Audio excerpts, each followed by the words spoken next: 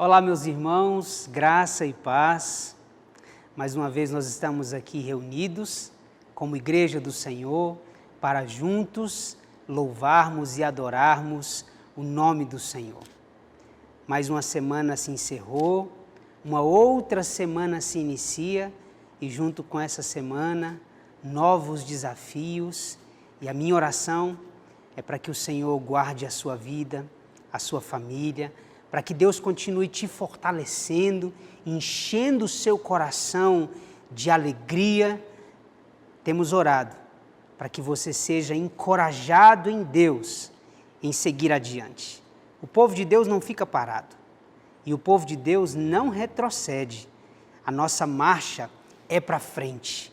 Nós estamos seguindo adiante, meus irmãos. E a minha oração é para que Deus renove o seu vigor, a sua força e que você entenda que, como igreja, nós estamos marchando. Bom, eu gostaria de introduzir o nosso culto esta noite com a leitura da Escritura Sagrada, um dos salmos mais belos que já foram compostos pelo grande salmista Davi.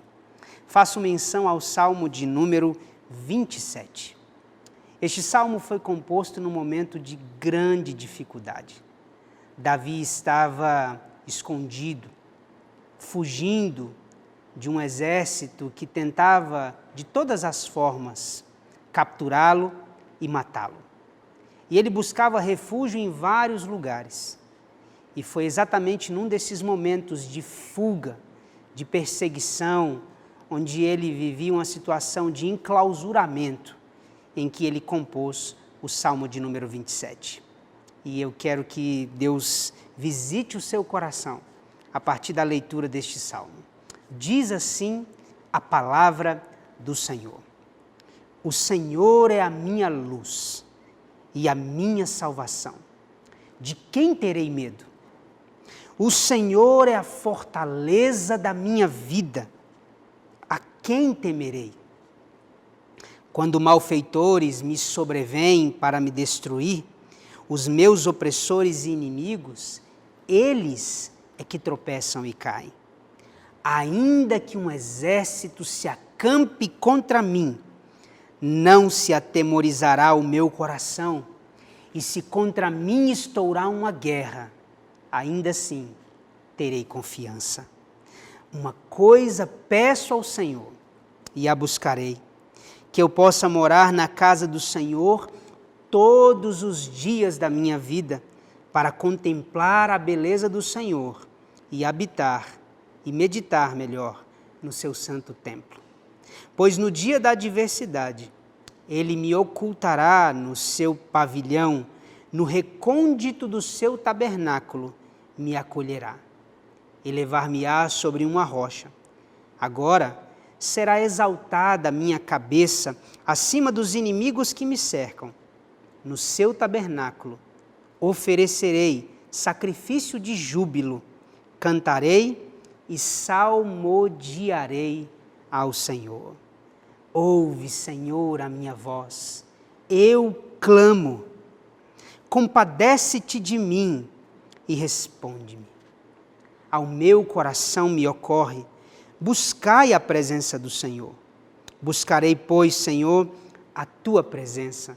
Não me escondas, Senhor, a tua face e não rejeites com ira o teu servo. Tu és o meu auxílio. Não me recuses nem me desampares, ó Deus da minha salvação, porque se o meu pai e a minha mãe me desampararem, o Senhor me acolherá.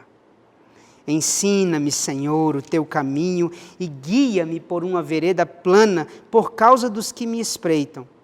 Não me deixes à vontade dos meus adversários, pois contra mim se levantam falsas testemunhas e os que só respiram crueldade. Eu creio que verei a bondade do Senhor na terra dos viventes. Espera pelo Senhor, tem bom ânimo e fortifique-se o teu coração. Espera, pois, pelo Senhor. Amém, meus irmãos? Que salmo inspirador! Que salmo belíssimo! O salmista Davi, ele expressa neste salmo aqui a saudade que ele tinha do templo. Em 3 versículos ele deixa isso de maneira muito evidente. Como ele gostaria de estar no templo, louvando a Deus, salmodiando ao Senhor, cultuando, oferecendo sacrifícios ao Senhor.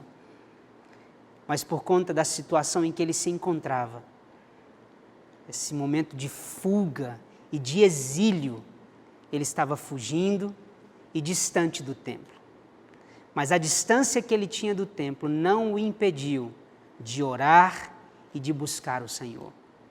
Ele mesmo registra: ao meu coração me ocorre, buscai a presença do Senhor, buscarei, pois, a tua presença, Senhor. Sabe qual é a conclusão que Davi chega? Ele não precisa do templo para buscar o Senhor. Irmãos, os dias em que nós temos vivido têm nos ensinado isso. Nós tínhamos uma dependência grandiosa do templo. E nesse momento Deus tem nos ensinado a sermos o templo. E de fato é isso que a Escritura nos ensina. Essas paredes não são o templo do Senhor. O templo do Senhor somos nós. Faça como Davi então. Busque o Senhor. Invoque o Senhor. E Deus há de se revelar a você. Deus há de visitar o seu coração, te encher de fé, de esperança, de ânimo novo. Ao meu coração me ocorre. Buscai a presença do Senhor. Buscarei, pois, a tua presença. É tempo de buscarmos o Senhor. Vamos orar juntos? E a partir destes benditos ensinamentos que nos foram apresentados aqui, vamos buscar a presença do Senhor. Os dias são maus, são difíceis, mas ainda que um exército se acampe contra mim, ainda que contra mim estoure uma guerra, ainda assim terei confiança. Pai, que salmo inspirador, que salmo capaz de elevar a nossa alma e nos fazer crer no Deus da providência, no Deus que cuida de nós. Bendito seja o teu nome. Eu oro, ó Deus, para que esta palavra, que é vida, que é a verdade, alcance cada um dos meus irmãos, cada uma das minhas irmãs, enchendo seus corações de fé, de esperança. Nós queremos nesta noite te buscar e te buscar com todo o nosso coração, na certeza de que o Senhor ouve a nossa voz e a nossa súplica. Visita-nos com a tua graça. Faz transbordar, ó Deus, o nosso coração com a presença gloriosa do Espírito Santo. Enche a nossa vida, enche a nossa família, que o nosso lar, a nossa casa sejam inundados com a presença bendita e gloriosa do teu Santo Espírito.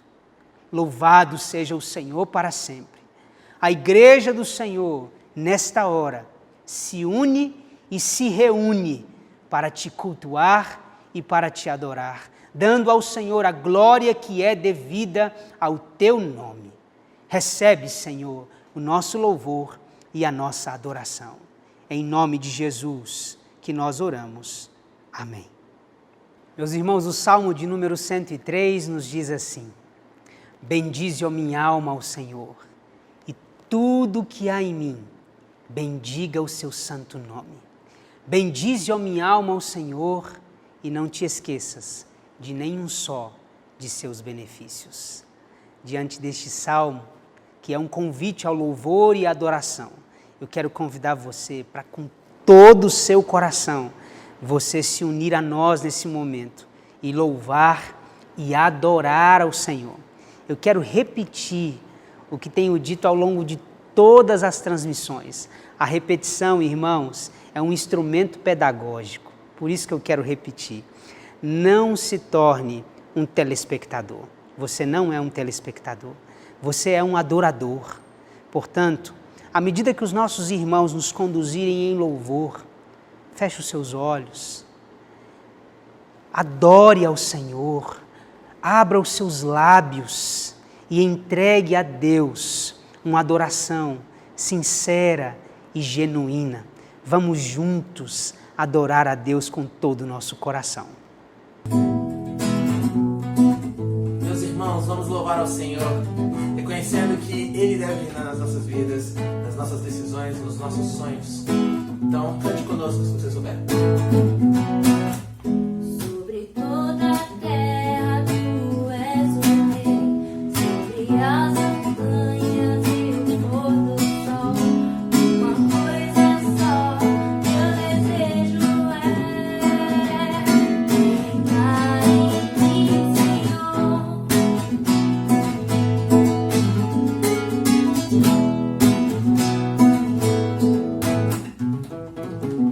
Sobre o meu pensar, tudo que eu falar, faz-me refletir a beleza que há em ti. Tu és para mim mais que tudo aqui.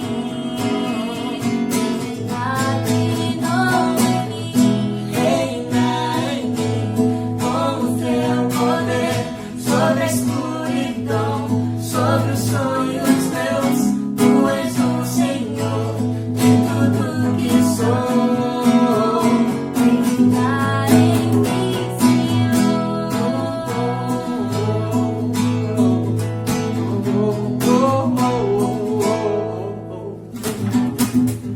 sobre o meu pensar, tudo que eu falar, faz-me refletir a beleza que há em ti.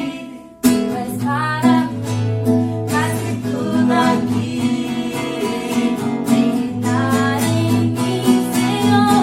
Reina em mim, com o teu poder sobre a escuridão, sobre os sonhos meus. Tu és o Senhor de tudo que sou. Reina em mim, Senhor. Reina em mim, com o teu poder sobre a escuridão, sobre os sonhos meus. Tu és o Senhor de tudo que sou. Reina em mim, Senhor. Reina em mim, Senhor. Meu Deus.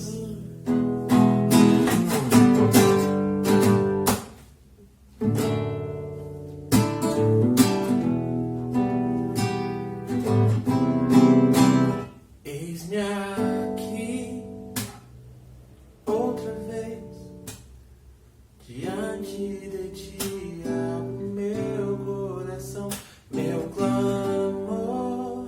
Tu escutas e fazes cair as cadeias em mim. És fiel, Senhor, e dizes palavras de amor e esperança sem fim. Ao sentir o teu toque, com tua bondade libertas meu ser no calor deste lugar. Eu venho me derramar, dizer que te amo, me derramar, dizer te preciso, me derramar, dizer que sou grato, me derramar, dizer que és formoso. Oh, oh, oh.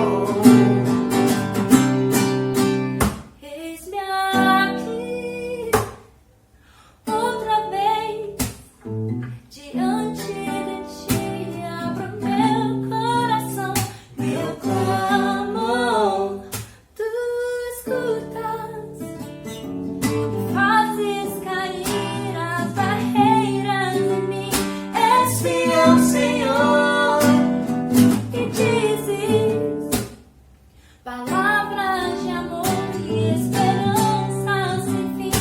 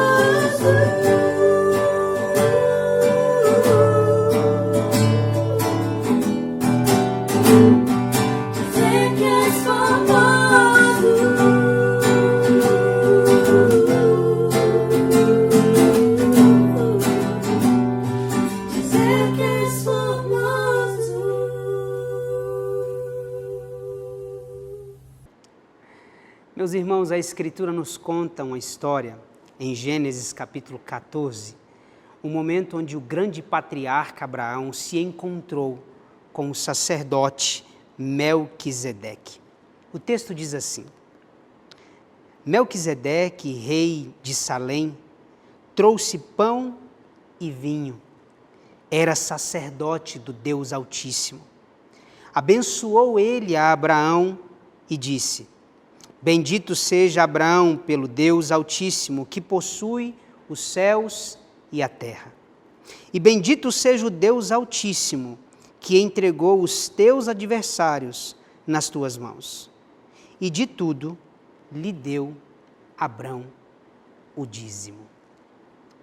Algumas pessoas que dizem que o dízimo foi uma invenção da lei mosaica, mas esta passagem aqui é uma passagem que faz cair por terra todo este argumento. A Bíblia diz que antes que houvesse lei, Abrão estava num culto, num momento de louvor e de adoração, diante do sacerdote. E no momento de bênção, o texto diz que quando não havia qualquer tipo de obrigação legal, de maneira generosa, de maneira desprendida, Abraão entrega o dízimo de tudo quanto possuía àquele sacerdote. Eu gostaria de ler esse texto para que esse texto nos trouxesse grandes ensinamentos esta noite. A obra do Senhor, irmãos, tem acontecido e Deus tem usado a igreja para socorrer famílias, para manter o sustento de missionários, e é a sua fidelidade na entrega do seu dízimo e da sua oferta que tem dado braços a esta igreja para ajudar, socorrer e estender a mão. Portanto, faço aqui um apelo e não procuro ser apelativo. A minha intenção é apenas conscientizar você quanto à importância de se manter fiel, mesmo em dias de grande dificuldade. Portanto, nós teremos mais uma canção e à medida que os irmãos nos conduzem nesse momento de louvor e de adoração, nós vamos disponibilizar aqui as contas da igreja e você pode, por meio de um aplicativo no seu celular, fazer uma transferência bancária, entregando ao Senhor o seu dízimo e a sua oferta.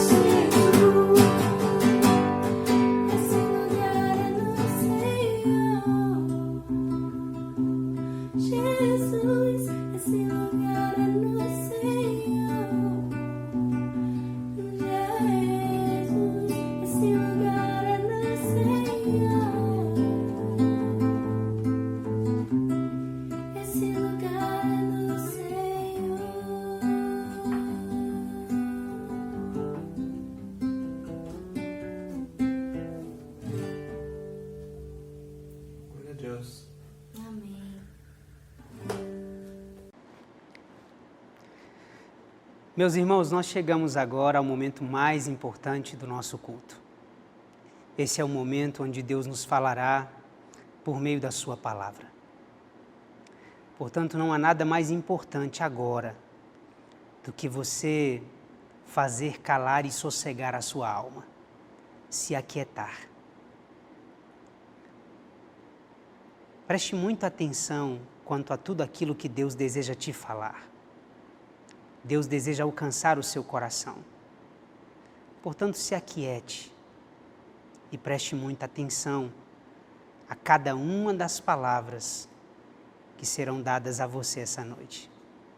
Eu gostaria de ler um texto que se encontra no livro das Crônicas, primeiro livro das Crônicas, capítulo 13, e eu farei a leitura do verso 1 ao verso de número 14. Diz assim o texto sagrado. Consultou Davi os capitães de 1000 e os de 100 e todos os príncipes, e disse a toda a congregação de Israel: se bem vos parece, e se vem isso do Senhor nosso Deus, enviemos depressa mensageiros a todos os nossos outros irmãos em todas as terras de Israel, e aos sacerdotes e aos levitas com eles nas cidades e nos seus arredores, para que se reúnam conosco. Tornemos a trazer a arca do nosso Deus, porque nos dias de Saul não nos valemos dela. Então toda a congregação concordou em que assim se fizesse, porque isso pareceu justo aos olhos de todo o povo. Reuniu, pois, Davi a todo Israel, desde Sior do Egito até a entrada de Amate, para trazer a arca de Deus, de Quiriate Jearim. Então Davi, com todo Israel, subiu a Baalá, isto é, a Quiriate Jearim, que está em Judá, para fazer subir dali a arca de Deus, diante da qual é invocado o nome do Senhor, que se assenta acima dos querubins. Puseram a arca de Deus num carro novo e a levaram da casa de Abinadab, e Uzá e Aiô guiavam o carro. Davi e todo Israel alegravam-se perante Deus com todo o seu empenho, em cânticos, com harpas, com alaúdes, com tamborins, com símbalos e com trombetas. Quando chegaram à eira de Quidom, estendeu Uzá a mão, a arca para segurar, porque os bois tropeçaram. Então a ira do Senhor se acendeu contra Uzá, e o feriu, por ter estendido a mão à arca, e morreu ali, perante Deus. Desgostou-se Davi, porque o Senhor irrompera contra Uzá, pelo que chamou aquele lugar Pérez Uzá até o dia de hoje. Temeu Davi a Deus naquele dia e disse: como trarei a mim a arca de Deus? Pelo que Davi não trouxe a arca para si, para a cidade de Davi, mas a fez levar à casa de Obed-edom, o geteu. Assim, ficou a arca de Deus com a família de Obed-edom 3 meses em sua casa, e o Senhor abençoou a casa de Obed-edom e tudo o que ele tinha. Pai, nós acabamos de ler a Tua palavra, e eu rogo ao Senhor nesta hora, com toda a humildade, para que Tu, ó Deus, me use como um canal, como um veículo da Tua graça, para alcançar o coração de cada um dos meus irmãos. Usa, Senhor, este Teu servo, tão indigno da Tua graça. Usa-me apesar de mim mesmo, das minhas limitações, fraquezas e dos meus próprios pecados. Fala ao Teu povo e que esta palavra traga vida, traga encorajamento. Levante o Teu povo, ó Deus, esta noite e os faça caminhar em direção à Tua presença. Esta é a minha oração e eu a faço com todo o meu coração, em nome de Jesus. Amém. Meus irmãos, o tema do nosso sermão esta noite é: quando os planos fracassam. Planejar é muito importante. Aliás, alguém já disse com muita propriedade que quem fracassa em planejar, planeja fracassar. Se você deseja construir algo duradouro, é muito importante que você se dedique a planejar. Seja diligente na construção dos seus sonhos, dos seus projetos. Planejar é essencial. Há muitas pessoas que vivem a vida completamente relaxada, sem planejamento, gastam os seus dias e, por que não dizer, desperdiçam a sua vida por falta de planejamento. Mas eu quero chamar a sua atenção para algo importante. E quando os planos fracassam? E quando todo o planejamento que é feito não dá certo? Como lidar com a frustração que é desencadeada quando os planos que são tão bem elaborados, tão bem construídos, tão bem projetados, eles simplesmente não funcionam? O que fazer quando as coisas saem diferente daquilo que nós esperávamos? Quem sabe você vive um momento assim. Investiu tempo, dinheiro, recurso, investiu a sua própria vida, planejando um futuro que agora se apresenta diante de você como algo simplesmente imprevisível. O que fazer quando todo o planejamento ele desmorona diante de nós? Esse é o tema da nossa reflexão, do nosso sermão essa noite, quando os planos fracassam. Meus irmãos, diante do fracasso, o nosso coração é invadido por muitas perguntas. E eu acredito que a primeira delas é: Senhor, por que isso não deu certo? Eu fiz tudo certo. Eu orei, jejuei, busquei o Senhor na palavra, fui cuidadoso, agi da maneira correta, por que isso não deu certo? Essa é a primeira pergunta que fazemos. Se tinha tudo para dar certo, por que deu tão errado? Se eu fui tão preocupado e zeloso em seguir o passo a passo, em ser fiel, por que as coisas simplesmente não prosperaram? Muito pelo contrário, por que elas fracassaram? Lidar com frustrações não é fácil, meus irmãos. O fracasso é uma experiência muito, muito dolorosa. E nós somos, durante toda a nossa vida, preparados para a vitória, mas não nos preparamos para o fracasso. Embora o fracasso seja uma experiência recorrente, seja uma experiência que aconteça muitas vezes na nossa vida, a gente não se prepara para ele. A gente se prepara para o triunfo, para a coroação, para os dias de glória, mas a gente não costuma preparar o nosso coração para o fracasso. E é exatamente por isso que o fracasso tem um gosto tão amargo. É uma experiência que pode ser vivida em diferentes instâncias da vida. Há planos que fracassam, e há planos que fracassam dentro do casamento. Quem sabe você sonhou a vida inteira com um casamento, com uma família, e agora isso que foi alvo do seu sonho, da sua projeção, agora está desmoronando. Há planos que fracassam na criação dos filhos.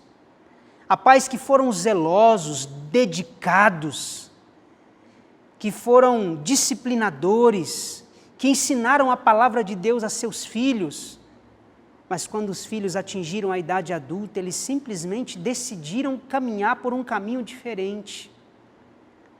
E há pais que olham para dentro de seus próprios corações e se perguntam: onde foi que eu errei? Como eu pude fracassar como pai desse jeito? Há pessoas que fracassam na vida profissional, há pessoas que fracassam financeiramente, há pessoas que fracassam nos seus estudos. Os planos fracassados, eles acontecem em diversos momentos da nossa vida, em diversas esferas da nossa existência. Bom, esse texto que nós acabamos de ler, meus irmãos, nos conta um dos maiores fracassos que Davi viveu enquanto rei. Esse texto narra um episódio muito importante da biografia de Davi. Eu não sei se você sabe disso, mas o rei Davi, o principal rei que já se assentou no trono de Israel, ele se tornou um arquétipo de rei. E, aliás, Deus havia dado a ele a promessa de que o Messias nasceria da sua própria descendência. Davi é um símbolo dentro de Israel. Ele marcou a história do seu povo. Tudo isso porque Davi era um rei muito diferente dos outros. Enquanto os outros reis estavam preocupados em aumentar o seu exército, em aumentar o seu poderio bélico, em aumentar as suas tropas, porque Israel vivia sempre num contexto hostil de muitas guerras. A maior preocupação que ocupava o coração de Davi era ser fiel a Deus. Davi sabia que o sucesso do seu reino nada tinha a ver com a quantidade de guerreiros que ele tinha à sua disposição. Davi sabia que o sucesso do seu reinado estava intimamente relacionado com a presença de Deus na sua própria vida e na vida do seu povo. É exatamente por esta razão que Davi traça um plano no seu coração: trazer a arca de Deus de volta para Jerusalém. E esse texto aqui, ele nos narra exatamente esse momento onde Davi concretiza esse seu plano, que era um plano nobre. Davi queria que a arca de Deus, a arca do testemunho, a arca da aliança, estivesse no lugar de onde ela nunca deveria ter saído. Estivesse no templo, ou melhor, no tabernáculo, lá em Jerusalém. E das primeiras decisões que Davi toma enquanto rei de Israel é essa. Ele havia acabado de ser proclamado rei em Israel e ele toma essa decisão. Uma das minhas primeiras atitudes, uma das minhas primeiras ações como rei é trazer a arca de volta para Jerusalém. Davi tinha, portanto, meus irmãos, um coração cheio de boas intenções. E ele revela isso ao povo.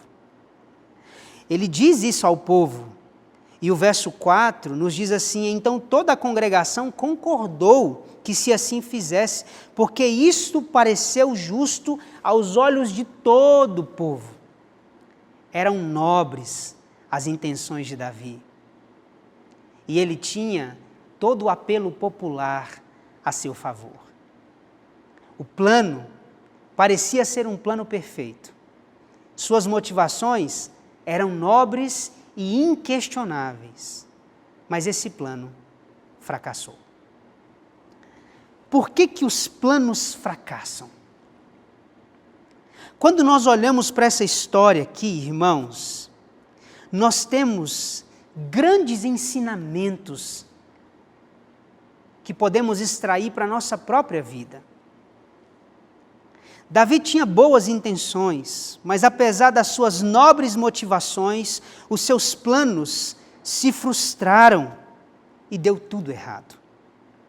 Esse texto nos assegura que é preciso mais do que boas intenções para que os planos sejam concretizados e bem-sucedidos. Portanto, quero retomar aqui por que os planos fracassam. Em primeiro lugar, o primeiro ensinamento que esse texto nos traz é o seguinte: os planos fracassam quando a opinião dos homens vem antes da vontade de Deus. Veja o que diz o verso 1. O verso 1, meus irmãos, diz assim: consultou Davi os capitães de 1000 e os de 100 e todos os príncipes. Veja que o plano de trazer a arca de volta para Jerusalém, esse plano ele foi construído tendo como primeiro fundamento a opinião humana. A primeira preocupação de Davi foi saber se aquele seu plano tinha apelo popular. É exatamente isso que o texto diz. Diz que Davi consulta os capitães, consulta a liderança, consulta os homens. Esse texto parece nos sugerir, irmãos, que os planos fracassam quando a opinião dos homens ela vem antes da vontade de Deus. Davi está muito mais preocupado com a opinião pública do que com a opinião do próprio Deus.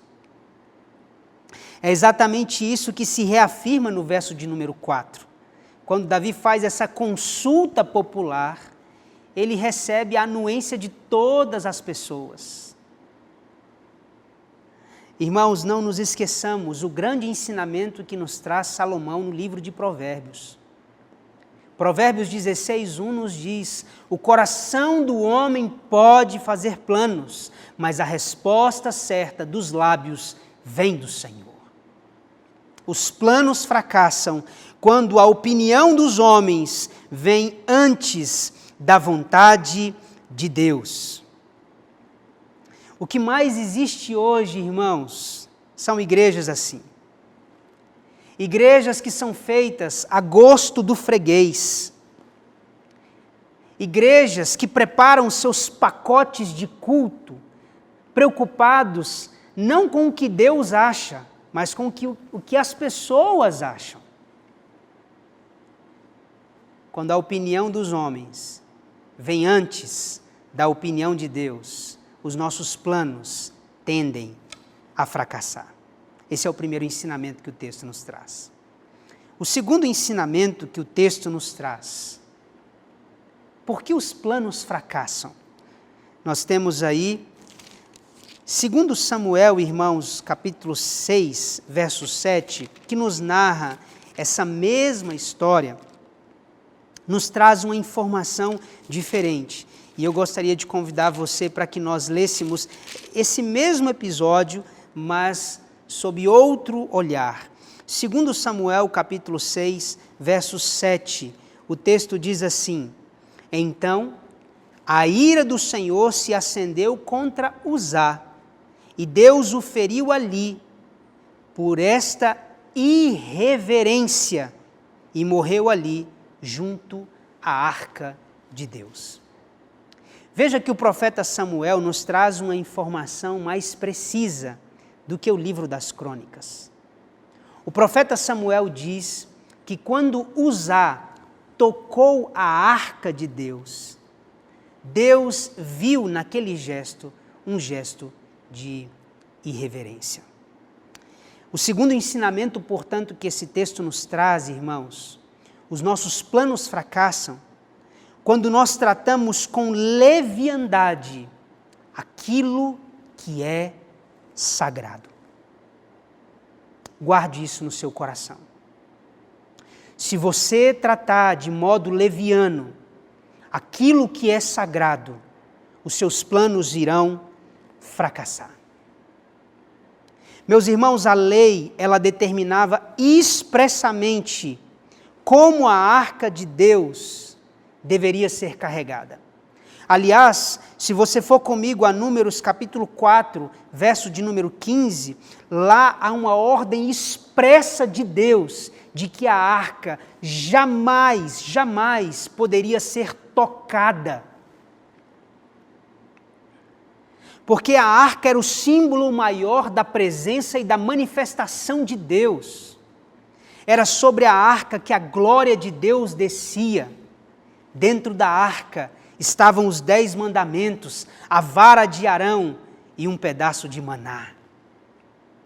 Não havia nada mais sagrado, nenhum outro item tinha um símbolo mais sacro em Israel do que aquela arca. Não podia ser tocada.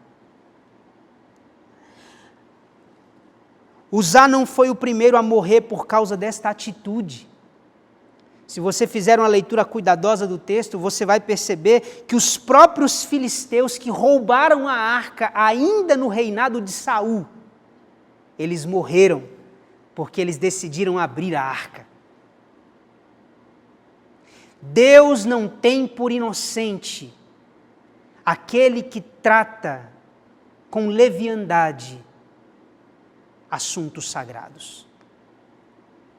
Deus, irmãos, não terá por inocente aquele que agir de maneira leviana com assuntos sagrados. O texto nos diz, 1 Samuel capítulo 6, verso 19, que Deus matou mais de 70 homens.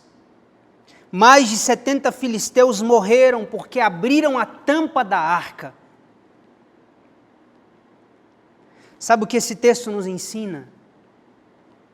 Que nós não podemos brincar, irmãos, com aquilo que é sagrado. Hofni e Finéias, filhos do grande profeta e do grande sacerdote Eli, morreram de maneira terrível, porque brincaram com coisa séria. Há muita gente brincando de ser crente. Há muita gente sendo leviana com assuntos que deveriam fazê-los tremer diante de Deus. Há um teólogo católico chamado Hans King, que inclusive foi expulso da Igreja Católica pelos seus pensamentos. Hans King, comentando esse episódio, ele diz: eu não fico surpreso por se ver que Uzá morreu, e sim que o restante de nós ainda estamos vivos.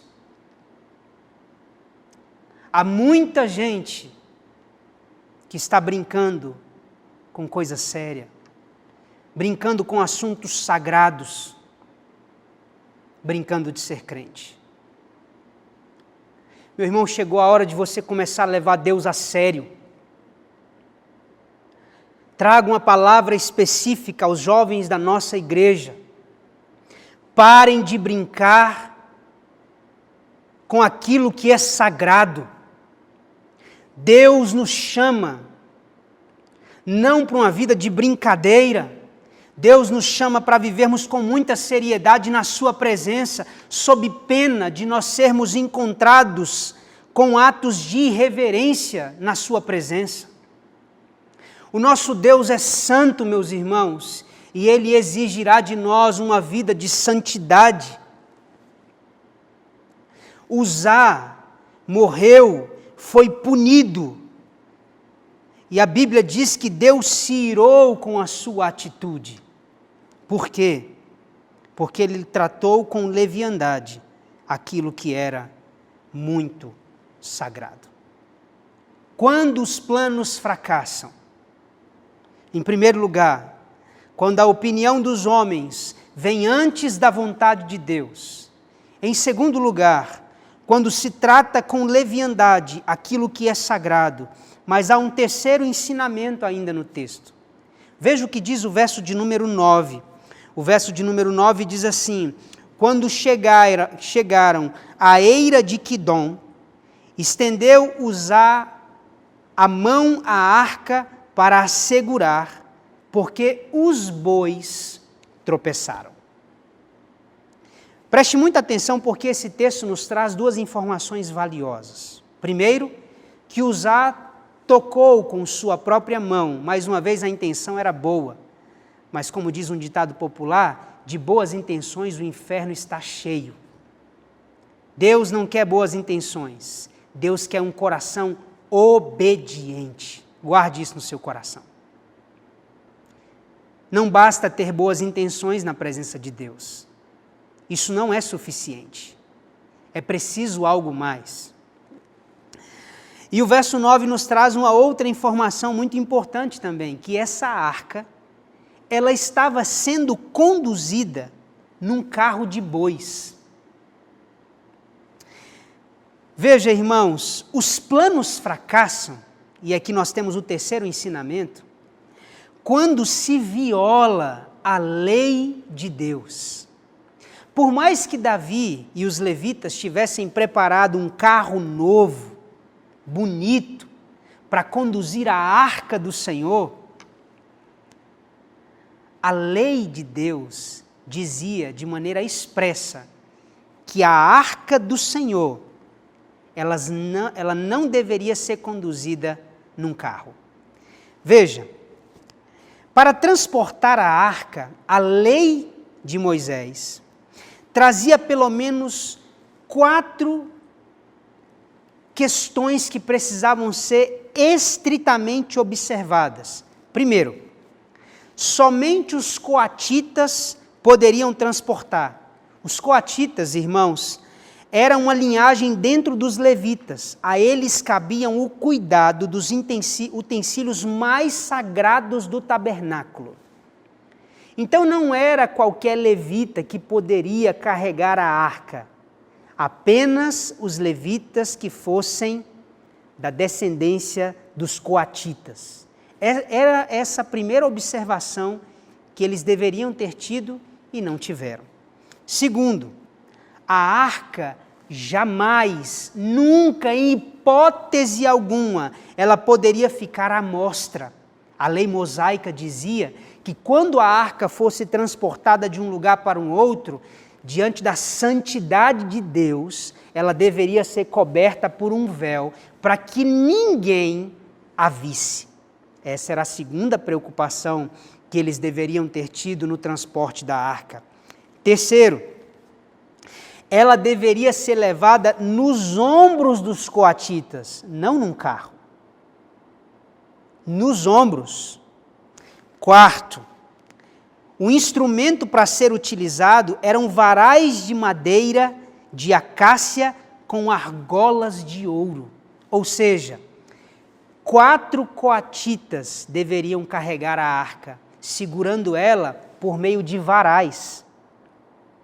Havia uma espécie de argola de ouro em cada uma das extremidades da arca. Um coatita, mesmo ele sendo coatita, não poderia tocar com sua mão a arca. Ele fazia com que o varal passasse por dentro da argola, seguraria ela nos ombros, e então essa era a maneira que, segundo a lei de Moisés, a arca deveria ser transportada.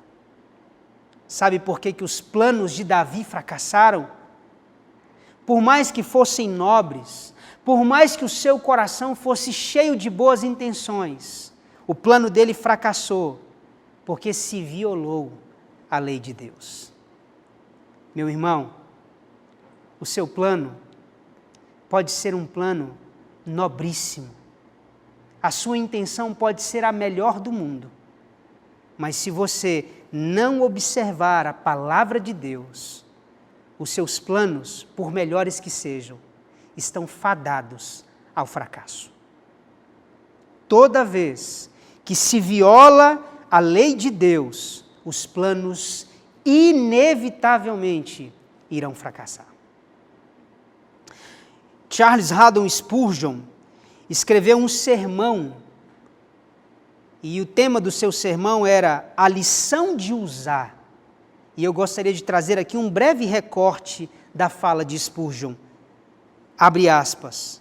O povo não demonstrou qualquer reverência para com Deus, consultando o seu registro de regras que ele tinha imposto para a orientação deles, parecendo pensar que tudo o que lhes agradasse também o agradaria.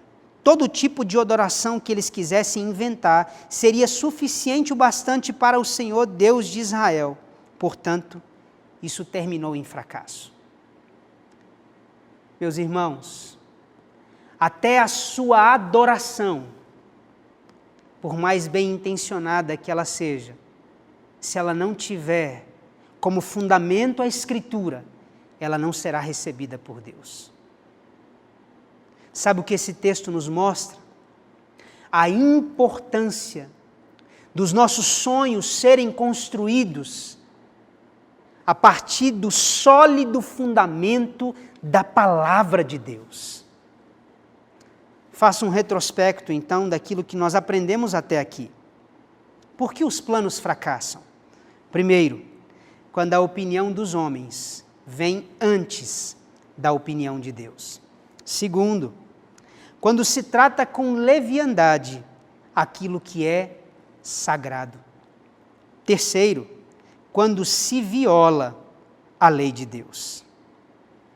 Bom, até aqui nós aprendemos as razões que levam os planos, até os mais bem intencionados, a fracassarem. Mas o que fazer quando os planos fracassam? Eu acredito que é exatamente este o grande ensinamento que a história de Davi vai nos trazer. O que fazer quando os planos fracassam? Quem sabe você está vivendo um momento na sua vida muito semelhante a esse que viveu Davi, amargando um fracasso. E eu tenho boas notícias para você. Há alguns princípios que Davi colocou em prática, mesmo diante do seu fracasso. Há alguns princípios que Davi colocou em prática que fez uma reviravolta naquele momento. E que se você também colocar em prática, você pode fazer uma reviravolta nesse momento de fracasso da sua vida. Então vamos lá. Agora aplicações práticas. O que fazer quando os planos fracassam? Eu gostaria de convidar você para irmos juntos ao verso de número 13. Veja o que diz o verso de número 13. Melhor, vamos ler o verso de número 12. Diz assim: temeu Davi a Deus naquele dia e disse: como trarei a mim a arca de Deus? Agora o verso 13. Pelo que Davi não trouxe para si, para a cidade de Davi, mas a fez levar à casa de Obed-edom, o geteu. Quando Davi percebeu o erro que havia cometido, irmãos, ele não insistiu naquele erro. Esse é o grande princípio que nós precisamos aprender aqui. O que fazer quando os planos fracassam? O primeiro princípio que Davi nos ensina é: não insista em permanecer no erro. Quando Uzá morre, o texto diz que Davi se desgostou demais com aquilo que aconteceu. Ele jamais esperava que aquele plano tivesse aquele desfecho. Seu coração se encheu de desgosto, de frustração, e ele percebeu que estava errado. Sabe o que o texto diz? Que ele não permaneceu no erro. Ele não insistiu com aquele plano. Esse é o grande problema que nós temos, irmãos. A gente erra e, às vezes, a gente insiste em permanecer no erro. Deus te convida essa noite. Reconheça os seus erros e mude de vida. Mude a sua trajetória. Até quando, meu irmão, você vai permanecer no erro? Até quando você vai insistir em fazer errado? Será que não é hora de você parar? Foi exatamente isso que Davi fez. Diante daquele erro que ele havia cometido, ele parou.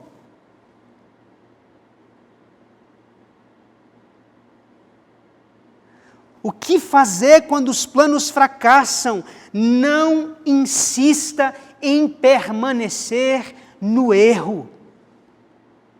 Reconheça os seus erros e pare. Pelo amor de Deus, pare. Porque esse caminho é um caminho de morte. Não permaneça no caminho do erro. Pare. Em nome de Jesus, pare. O que fazer quando os planos fracassam? Agora eu gostaria de convidar você para que dessemos um salto ao capítulo 15 de 1 Crônicas. Capítulo 15, verso 2.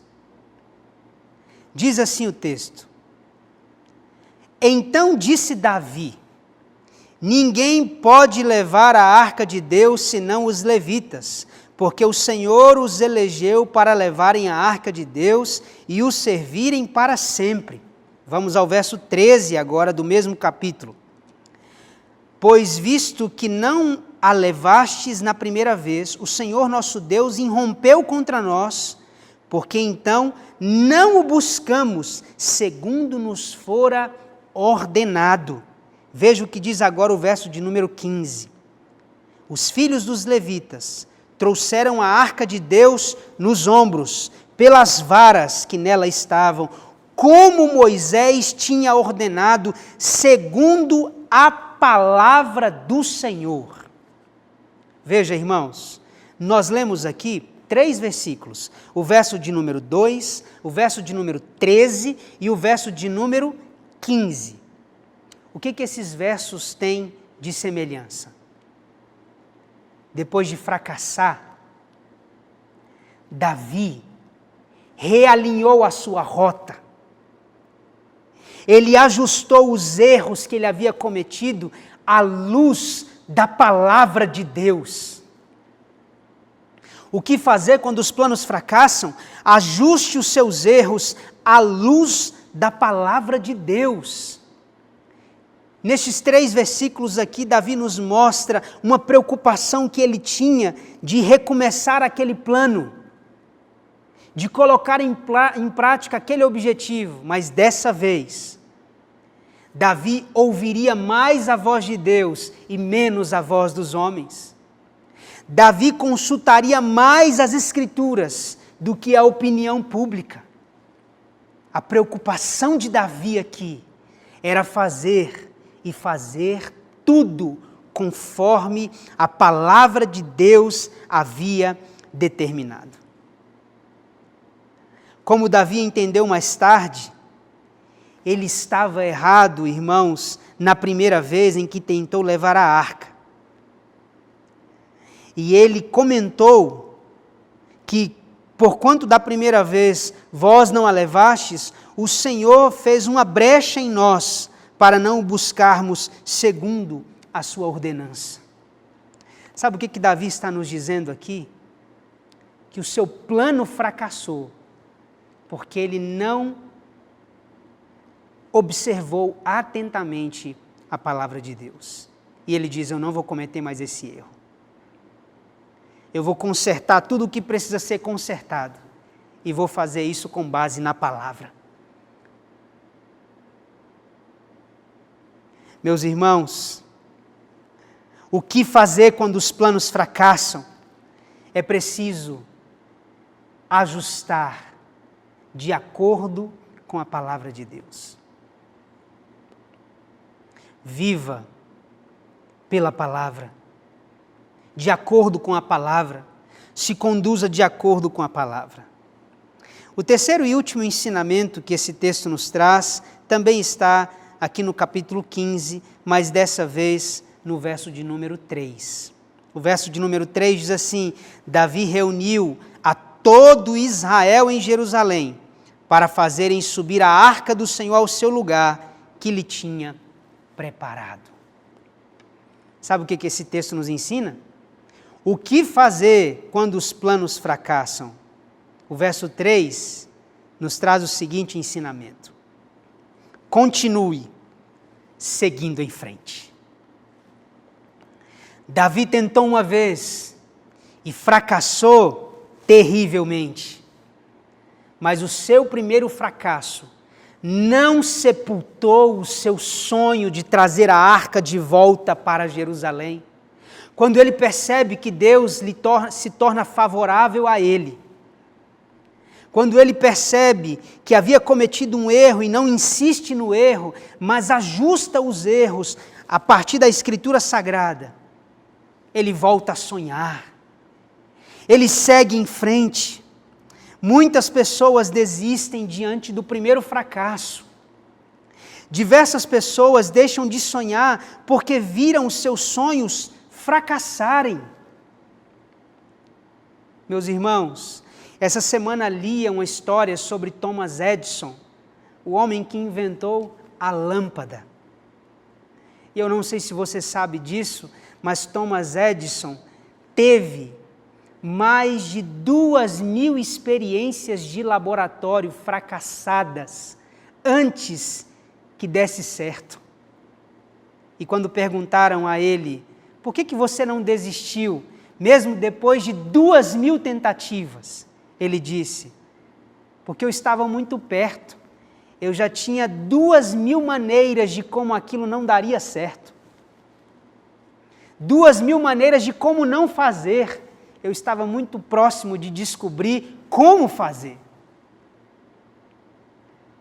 Quando os planos fracassam, é importante continuarmos seguindo em frente. E aí eu trago uma palavra de fé e de esperança para o seu coração. Meu irmão, se você caiu, levante-se em nome de Jesus. A Bíblia diz que o justo não ficará prostrado. O justo cairá 7 vezes e 7 vezes se levantará. Se cair, não ficará prostrado, porque o Senhor o levantará com a sua poderosa mão. Se você fracassou, levante-se e siga adiante. Nós não somos daqueles que retrocedem. A igreja de Jesus marcha e marcha para frente e marcha adiante. Ainda que cometamos erros, e de fato o cometeremos muitas vezes, é preciso seguir em frente, é preciso seguir adiante. Se os seus planos fracassarem, não insista em permanecer no erro. Se os seus planos fracassarem, ajuste, corrija as rotas à luz da palavra de Deus. Se os seus planos fracassarem, continue seguindo em frente, não pare, não desista, siga adiante. Que Deus abençoe a sua vida e que Deus visite o seu coração e a sua família, em nome de Jesus. Meus irmãos, nós estamos chegando aqui ao final de mais um culto e eu não sei quanto a vocês, mas eu termino esse culto com o coração cheio de alegria, cheio da presença de Deus. Como Deus renovou o meu coração essa noite, e eu espero que Ele tenha feito o mesmo com você. Que Deus te levante e que você, a partir desta palavra tão encorajadora, decida seguir em frente, mesmo diante dos fracassos, das dificuldades e dos tropeços que certamente você vai ter na sua vida. Vamos seguir em frente, vamos seguir adiante. Quero agradecer mais uma vez você por estar aqui conosco e quero continuar incentivando você a compartilhar a palavra de Deus com outras pessoas. Aproveite esta grande oportunidade que você tem e compartilhe essa mensagem com os seus parentes, com os seus amigos, com os seus colegas de trabalho. Faça a palavra de Deus chegar em lugares distantes. Seja você um instrumento de Deus na propagação do Evangelho. Meus irmãos, às vezes a gente compartilha tanto conteúdo fútil. Não deixe de compartilhar aquilo que realmente traz vida, que pode salvar a vida de alguém. Quem sabe alguém que está ao seu lado precisa de uma palavra dessa. Portanto, compartilhe.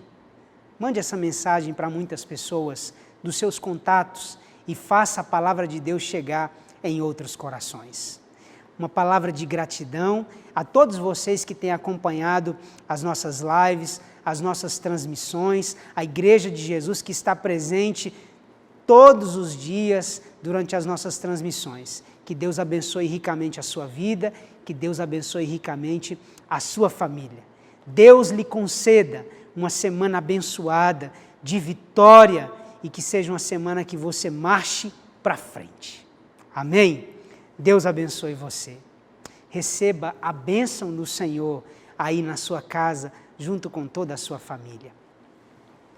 Que a graça do nosso Senhor e Salvador Jesus Cristo, que o amor de Deus, o nosso eterno e bondoso Pai, que a comunhão, a consolação do Espírito Santo, seja com a sua vida, seja com toda a sua família, seja com o povo do Senhor espalhado pelos 4 cantos dessa terra, desde agora e para todo sempre. Amém. Uma semana muito abençoada para você e para toda a sua família.